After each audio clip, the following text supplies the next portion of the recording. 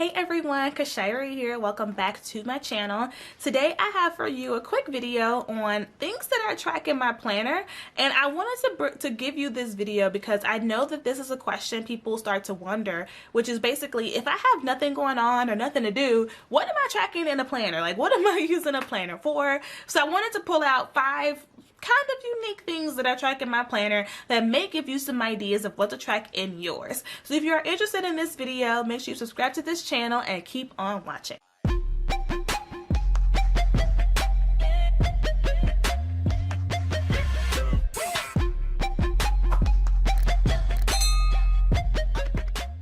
So as you all know, I have a ton of different planners. This is my business planner right now.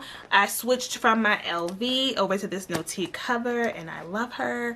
But the tracking that I do occurs in 3 different planners. So my business planner, my development planner, and my wellness planner. And I have a video coming really soon on my wellness planner. But for now, I'm not going to show you the exact tracking sheets, because for many of these I've already shown those, and for the wellness planner you will see that coming soon. So instead I want to just focus today on what I actually track and why, along with how. So with that being said, and the other reason is I didn't want you to feel like you have to go and buy a bunch of stuff, because for a lot of these trackers you can make it yourself. You could choose to use a notebook or a journal. You can bullet journal this, you can do it however you want. So let's get into the 5 things I like to track in my planner.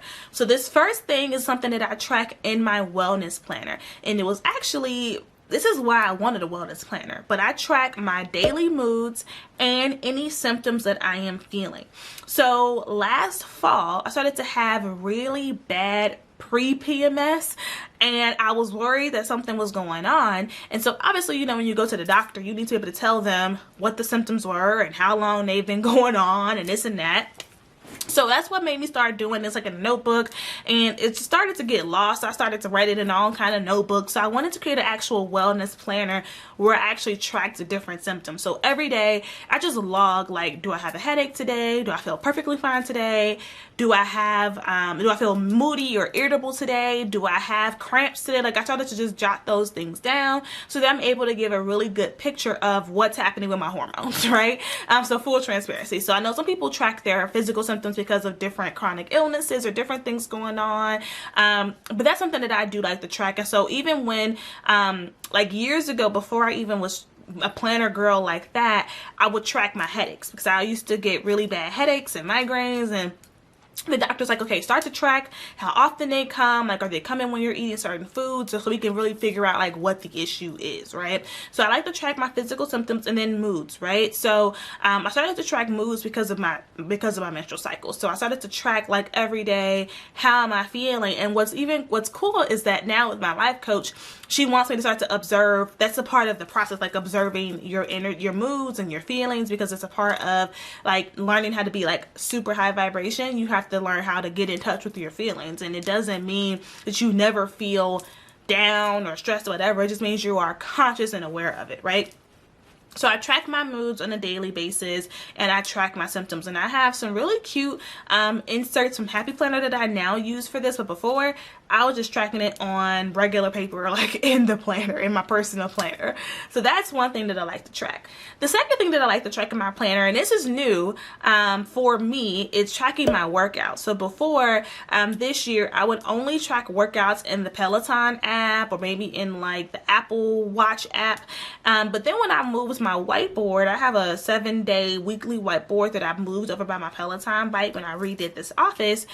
I actually started to write down on that board my workouts. So I would write like what workout I did and like the miles. And even though the app has it, there was something about actually seeing it and writing it down that intrinsically motivated me. And I never thought that that could actually be a thing, because I never used to write it down. So now I have a fitness section in my wellness planner that has a 7-day snapshot where I can write down that I do a 30-minute hip-hop rides a day, and what was my best, like, you know, output, and how many miles did I bike, and I could see a 7-day snapshot so I could actually track my progress. And right now I work out for like personal health, like for like a stress management tool. I don't work out right now for like weight loss, but as I'm getting more consistent with my workouts and getting it like you know, is first of all, I needed to do what I wanted to do first, which was stress management. And once I get to like that point, then I can just transition over to weight loss. But I didn't want to focus on that right now because I honestly did not want to add extra stress. But if you are trying to track for weight loss, you can add this as well. So you can start to track how often you get on a scale and what it says. I actually did just buy a new scale for this.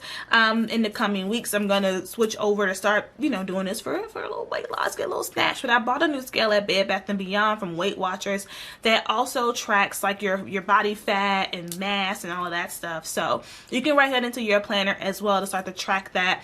I don't track meals in my planner, but I do track breakfast. And I don't track meals because I have a meal planning service that brings me, like, you know, meals that are pre-prepared for the week, and I do lunch and dinner. I didn't really like the breakfast option. So there's a section in my wellness planner, which I use a Happy Planner wellness planner. The video is coming soon, I promise. But there's a section within each day of the week where they label nourishment. And at first I was going to cover it up because I'm like, I'm going to track my meals. But now I use it to track breakfast and snacks, because snacks are like my downfall. Like, I am a potato chip kind of girl. That's like my thing. So I need to start to track, like, what am I snacking on and what am I having for breakfast, if anything, because I don't really eat breakfast and I need to. So anyway, so I track my workouts in my planner. The third thing I like to track in my planner is books that I am currently reading. So this one is really, really important to me because I love to read, but sometimes I forget how many books I've read in the last couple months or in a year, and I really want to track that. I feel like that's a milestone. If you read, you know, 50 books in a year or 20 books in a year, like, that's a milestone that you want to celebrate. So I like to document what books I'm reading, and sometimes I'll switch it up. So sometimes I'll be reading a book today and tomorrow, and then go to another one the next day, and then go back to it. So this also helps me to remember, what have I been reading? Where did I leave off? And I have like a planner for this because I had an extra planner that I just needed to use. So I also will document any quick takeaways or any quick learnings. I typically do this with more of my business books than my other like personal development books, but it's something that you can just choose to apply.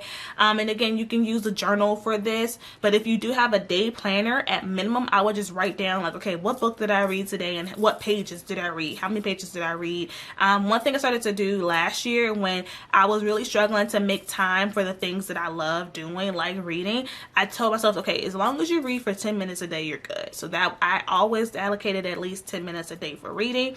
So if you struggle with that, try that technique. I think it really helps with just making sure that you remember to actually, you know, fuel your mind. So something else that I track in my planner, which I think is actually pretty common, but I don't know. So I track my social media following in my planner.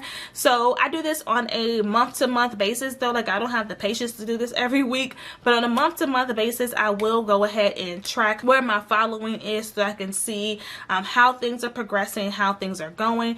I track this in my social media planner now. In my old social media planner, I didn't have any room for this or any space for this, but now, because of how I've done a new monthly layout for my social media planner, I can actually track my following. And I track my following on Instagram, Twitter, YouTube, and my Facebook group. Those are the 4 main platforms that I track from a growth perspective. So I'll just jot down where I'm starting for the month, and then when the month ends, where I'm ending, so I can just see the difference. And it also just gives you a little inspiration and a boost for like the next month. So I track my social media following, but I also like to track my content in the sense of, we have a content planner, like, you know, in Google Sheets and then ClickUp, but I also like to just jot things down around when certain things are going live. So I'll write down in the monthly view what YouTube videos are going live when, what podcasts are going live when, and if I'm doing certain live streams. So what I don't track is IG captions. Like, I just don't have, we don't have the space for that, right? Like, to write down full captions. But I track like my larger pieces of content that in real life, IG posts and tweets, those should be honestly promoting. But I like to just go ahead and track, again, YouTube videos when they're going live, podcasts when they're going live, and when I do a live stream, because those things typically result in something happening. Like, they tend to result in email signups, Facebook group signups, or new clients and sales, right? So that's why I like to track my social media calendar. And the last thing that I like to track is my goals and goal progress. So I've shown a ton of different types of goal inserts on this channel that I've bought, that I've made, but I think it's important if you have set 2021 goals that you go back and look at your progress every single month. If these goals are really important to you, we don't want to just hope for the best with them. We want to actually check in with them. And you don't have to work on every goal every month. You might have different priorities, which if you have a lot of goals, you should, but you don't want your goals to collect dust. So I do have my goals in my planner. And I have a monthly goal check-in section. It was from Cloth and Paper. It came in a subscription box where every month I can go in and just jot down how am I progressing on each goal. Did I hit the goal? Am I close to the goal? Do I need some help with the goal? But I like to do this because I have so many more goals now than before, and my goals aren't as heavily tied to business as they used to be. It used to be all of my life's goals was business now, and now my goals revolve around personal health and hobbies and experiences and, you know, moving and, like, I'm making this up, right? I'm just thinking about other things outside of business, right? Like moving or buying a car or I don't know, going back to school, right? Like it could be all of these other things. So just starting to check in. So if your goal is going back to school, then maybe, like, you know, something you could do this month is doing some research on programs that you can go to, right? Master's programs, whatever you're looking at, starting to jot down your progress on it versus, you know, we waited all the way till December to look at our goals from this year to write the new goals and realizing we haven't made as much progress as we thought. What gets tracked and measured gets improved. So I highly encourage you to take a creative approach to tracking and measuring your goals. So with that, let me know what questions I can answer for you about tracking in your planner. Let me know what you want to see. I know that you probably want some kind of overhead view of something. Again, the wellness planner video is coming, but my personal planner and my business planner, I've shown a ton on the channel, and I'm happy to show you any updates. So just let me know in the comments what questions you have, what you want to know from me. Subscribe to this channel, and I'll talk to you all in the next video. Bye.